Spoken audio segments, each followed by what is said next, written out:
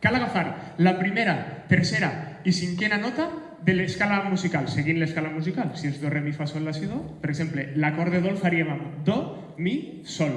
Primera, tercera, cinquena. Acord de do. Perfecte. Quan mengem all, per a que aquest no repetisca, un consell, el tallem pel mig, li llevem el grill que té al mig i així no, ja no li estàs dient a tot el món que has menjat all aquest dia. Perfecte. Això m'ho va contar ella. Si vas a fer teatre, el més important, el primordial, el bàsic, és no donar l'esquena. És una cosa prou òbvia, però al principi hi ha gent que li costa de pillar-ho. Quan una dona naix amb tots els ovocits que tindrà a lo llarg de la seva vida. És més, aquests ovocits es formen quan la dona encara és un fetus.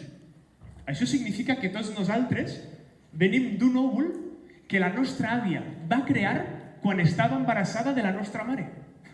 No som tan joves com pensàvem.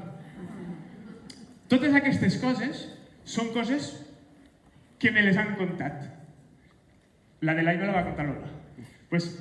De conversar, perquè és que aprendre és conversar. Llavors, tenim que estar parant l'orella i tenim ganes de contagiar les nostres passions. Això ja ho deia Paulo Freire en la seva pedagogia de l'oprimit, quan deia allò de que el procés d'ensenyament-aprenentatge ha de ser un procés de diàleg, en el que tot el món tenim coses importants i interessants que transmetre i tot el món tenim la curiositat de saber més i més. Aquesta metodologia de Paulo Freire, de la pedagogia de l'oprimit, avui en dia encara ens resulta innovadora i trencadora. I Paulo Freire va morir en 1997. És preocupant veure que la majoria de pedagogies que avui en dia encara són innovadores van ser creades per persones que ja no estan entre nosaltres.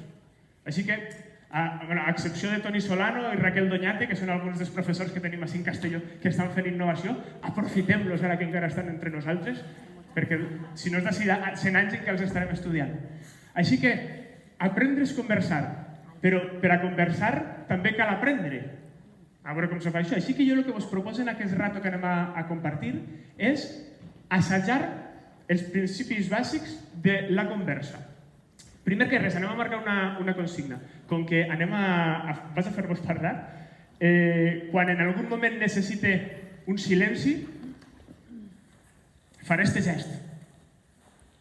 Llavors, per atorgar aquest silenci, l'imitem. Molt fàcil. Primer que res, per a conversar amb algú tenim que trencar el gel. Així que vos convide a que saludem a les persones que tenim davant i darrere. Endavant, presentem-nos com nos diem.